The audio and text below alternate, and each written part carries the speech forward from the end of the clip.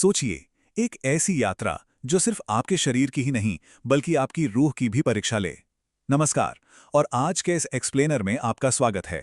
आज हम नेपाल के हिमालय में छिपे उन खतरनाक और रहस्यमयी तीर्थों का विश्लेषण करेंगे, जहां पहुंचना कोई बच्चों का खेल नहीं है। हम समझेंगे कि कैसे हिमालय की ये चढ़ाई केवल एक ट्रिप नहीं, बल्कि एक एक्सट्रीम फिजिकल और मेंटल टेस्ट है। तो चलिए, बिना किसी देरी के सीधे इस रोमांचक सफर पर आगे बढ़ते हैं। किसी ने बहुत खूब कहा है कि हिमालय केवल बर्फ से ढकी पर्वत श्रृंखलाएं नहीं, बल्कि देवताओं की भूमि है। और सच मानिए, जब हम इस सोर्स मटेरियल को गहराई से देखते हैं तो ये बात 100% सच लगती है। ये बर्फीले रास्ते, ये ठंडी हवाएं, ये सिर्फ पत्थर और बर्फ नहीं है, इनमें एक बहुत ही पावरफुल ऊर्जा छिपी है। यहाँ की ऊंचाइयों पर दाव बहुत बड़े हैं और चुनौतियां भी। तो आज का हमारा रूट मैप कुछ ऐसा रहेगा। हम शुरुआत करेंगे दिव्यता के द्वार यानी भीड़ भाड़ वाले सांस्कृतिक केंद्रों से, फिर कागबेनी के मुश्किल रास्तों से होते हुए मुक्तिनाथ पहुंचेंगे। वहां से आगे बढ़ेंगे एक्सट्रीम दामोदर कुंड की तरफ, और आखिर में बात करेंगे कि कैसे ये सफर स्वयं की खोज पर जाकर पूरा होता है। पहला पड़ाव दिव्यता का द्वार, काठमांडू और पशुपतिनाथ बेस कैंप। हिमालय की उस जानलेवा चढ़ाई से पहले हमारा बेस कैंप है काठमांडू का पशुपतिनाथ मंदिर। ये कोई आम मंदिर नहीं है। सोर्स इसे भगवान शिव का जीवित धाम बताते हैं। यहाँ एक रहस्यमयी पंचमुखी शिवलिंग है, और पता है, स्थानीय लोगों की माने तो ये मूर्ति असल में पारस पत्थर की बनी है। पास ही एक विशाल नंदी भी विराजमान है। इमेजिन कीजिए, शाम का वक्त हो, बागमती नदी के घाट हों और वैदिक मंत्रों, घंटियों की गूंज और चंदन के धुएं के बीच हिमालय की ठंडी हवा। ये लिटरली रोंगटे खड़े कर देने वाला अनुभव है। और पशुपतिनाथ के ठीक बगल में एक और रहस्य छिपा है, गुह्येश्वरी। नाम से ही पता चलता है, गुप्त शक्ति। सोर्सेस के मुताबिक जब भगवान विष्णु के सुदर्शन चक्र से देवी सती का शरीर खंडित हुआ तो उनके घुटने यहीं गिरे थे। आज की तारीख में यह तांत्रिक सिद्धियों का एक बहुत बड़ा केंद्र है। रात के अंधेरे में बागमती नदी के किनारे इस जगह की ऊर्जा बहुत ही पावरफुल और मिस्टीरियस फील होती है। पहाड़ों की तरफ रुख करने से पहले काठमांडू की इस घाटी का एक क्विक ओवरव्यू लेते हैं। यहाँ हिंदू और बौद्ध परंपराएं बिल्कुल एक दूसरे में रची बसी हैं। बुद्धनाथ स्तूप में आपको बौद्ध मंत्र सुनाई देंगे, तो मत्स्येंद्रनाथ में नेपाली और चीनी आर्किटेक्चर का गजब का ब्लेंड है। चंगू नारायण एक बहुत ही प्राचीन वैष्णव साइट है, और स्वयंभूनाथ, भाई, इसकी 400 सीढ़ियां चढ़ने के बाद जो काठमांडू का पैनोरामिक व्यू मिलता है ना, ऐसा लगता है जैसे पूरा हिमालय ध्यान में बैठा हो। खैर, ये तो था हमारा सेफ जोन, जिसे छोड़कर अब हमें ऊपर चढ़ना है। दूसरा हिस्सा, कागबेनी के रास्ते, अज्ञात की ओर चढ़ाई। यहां से असली टेस्ट शुरू होता है। घाटी पीछे छूट चुकी है। अब हमारा पूरा नेविगेशन गंडकी नदी, जिसे नारायणी या शालग्रामी भी कहते हैं, उसी के साथ साथ चलेगा। कागबेनी के एकदम संकरे और मुश्किल रास्तों से होते हुए हमें सीधे मुक्तिनाथ की तरफ चढ़ना है। ये कोई वीकेंड ट्रैक नहीं है। और ये दूरी कितनी है? 140 मील। अब आप कहेंगे कि 140 मील तो हाईवे पर बस कुछ घंटों का काम है, लेकिन जरा रुकिए, ये हिमालय है। यहाँ के खड़ी चढ़ाई वाले और पथरीले रास्तों पर ये 140 मील इंसान की एक एक मांसपेशी को निचोड़ कर रख देते हैं।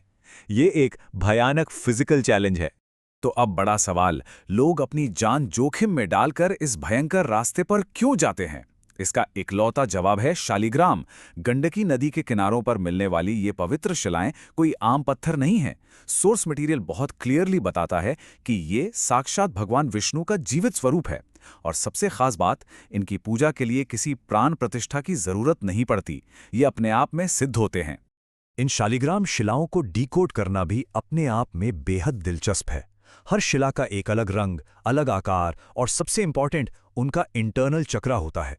इन शिलाओं पर जो मुख यानी फेशियल फीचर्स बने होते हैं, उसी से पता चलता है कि ये भगवान राम का स्वरूप है, कृष्ण है, नृसिंह है, या स्वयं नारायण। और बस इन्हीं सजीव शिलाओं को ढूंढने की चाहत लोगों को इस कागबेनी के मुश्किल रास्ते पर ले जाती है। तीसरा पड़ाव, मुक्तिनाथ धाम, मन और शरीर की अंतिम परीक्षा। कागबेनी को पार करने के बाद हम पहुंचते हैं अपने सबसे प्रमुख पड़ाव मुक्तिनाथ पर। और यहां आपको एक बहुत बड़ा विरोधाभास देखने को मिलेगा। एक तरफ तो वो फिजिकल टॉर्चर है जो आपने अभी झेला, खौफनाक संकरे रास्ते, खून जमा देने वाली हवाएं और एक्सट्रीम थकावट। लेकिन दूसरी तरफ, जैसे ही आप वहां पहुंचते हैं, नारायणी नदी की 7 गर्म जलधाराएं आपकी सारी थकान धो डालती हैं। ये एक्सट्रीम फिजिकल पेन और मेंटल रिलीफ का एक परफेक्ट बैलेंस है। और मुक्तिनाथ में एक ऐसा मिरेकल है जो सच में दिमाग हिला देता है। अग्निकुंड। इमेजिन कीजिए, एक पहाड़ के अंदर से पानी की धारा बह रही है और उसी बहते पानी के ठीक बगल में आग की लपटें लगातार जल रही हैं। पानी और आग दोनों बिल्कुल ऑपोजिट, लेकिन यहां एक साथ मौजूद हैं। ये कोई कहानी नहीं है, ये एक ऐसा अजूबा है जो सदियों से साइंस और लोगों दोनों को चैलेंज कर रहा है। चौथा हिस्सा, दुर्गम दामोदर कुंड ट्रैक, अंतिम सीमा के भी पार। ज्यादातर लोग मुक्तिनाथ आकर वापस लौट जाते हैं, लेकिन कुछ ऐसे भी होते हैं जो उस फाइनल फ्रंटियर को टच करना चाहते हैं। मुक्तिनाथ से दामोदर कुंड की दूरी सिर्फ 16 मील की है, लेकिन इस नंबर के धोखे में मत आइएगा। ये 16 मील हिमालय के सबसे बेरहम, आइसोलेटेड और खतरनाक हिस्से में आते हैं। इन 16 मीलों में जो होता है ना, वो लिटरली रोंगटे खड़े कर देने वाला है।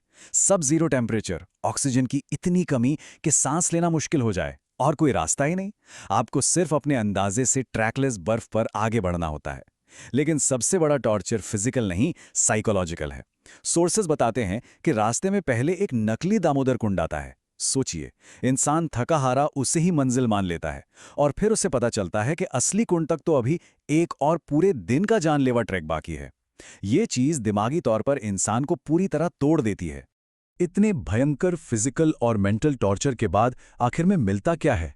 असली दामोदर कुंड।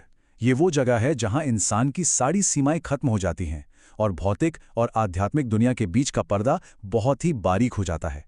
यहां आपको एक एब्सोल्यूट साइलेंस, एक ऐसा सन्नाटा मिलेगा जो दुनिया से बिल्कुल कटा हुआ है।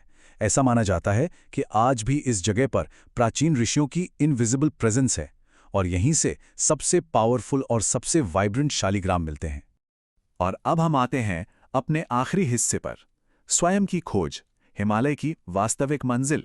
पशुपतिनाथ की वाइब्रेंट एनर्जी से लेकर दामोदर कुंड के उस सुन्न कर देने वाले सन्नाटे तक, अगर हम इस पूरे सोर्स मटेरियल को एनालाइज करें तो एक बात बिल्कुल साफ हो जाती है। हिमालय सिर्फ एक डेस्टिनेशन नहीं है। जब कोई इंसान ऑक्सीजन की कमी और उस जमा देने वाली ठंड से लड़ रहा होता है, तो वो पहाड़ों को नहीं जीतता, वो खुद को जीतता है। ये पूरी जर्नी असल में एक बड़े से आईने की तरह है, जो हमारी खुद की सहन शक्ति और हमारे असली स्वरूप को रिफ्लेक्ट करती है। तो इस पूरे एक्सप्लेनर को सम अप करते हुए मैं आपके सामने एक सवाल छोड़ना चाहता हूं। जरा सोचिएगा, क्या इंसान इन भयंकर और जानलेवा हिमालयी रास्तों पर सच में सिर्फ देवताओं को खोजने जाता है, या फिर अपनी सारी सीमाओं को पार करते हुए वो असल में खुद की तलाश कर रहा होता है? इस बारे में जरूर सोचिएगा। आज के इस विश्लेषण में हमारे साथ जुड़ने के लिए आपका बहुत बहुत शुक्रिया।